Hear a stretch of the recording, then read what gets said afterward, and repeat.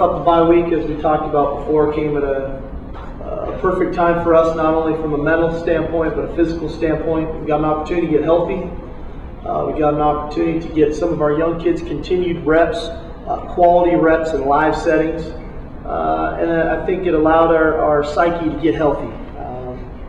This is a football team that believes in what we're doing, not only schematically, but philosophically.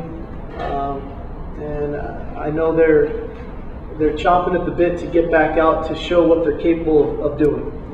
We're excited about the opportunity to go on the road and face the USC Trojans. In my opinion, the most talented football team in our conference from top to bottom. They've got great depth, extremely well coached, but it's going to be a challenge that we're going to embrace and one that we're excited to be part of. One, we got back to fundamentals with him, getting his footwork right.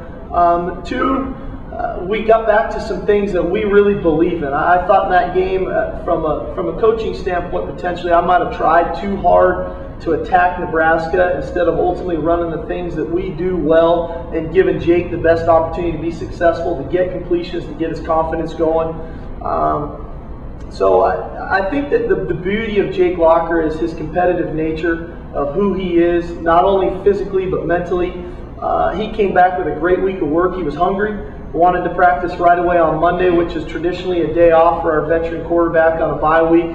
But he wanted to get back out throwing the football, and I thought he did a great job of doing that and standing up and owning up. And that's why his teammates want to play for the guy. And I think all in all, in every great quarterback's career, we all have days like those where they're not perfect and things are hard and difficult, and they can be harder than they really need to be. But that's not going to define him. He's going to come back and play tremendous football for us for the rest of the year. I think he expects that. We expect that. And I think he just wants to get back going again. And what's going to be key for us as we go into this ball game is Jake not trying too hard to get back on track. Allowing the system to work and letting the plays come to him. It will make me better going forward. Obviously, wasn't anywhere near where I want to play individually and where we want to play as a football team. And I think that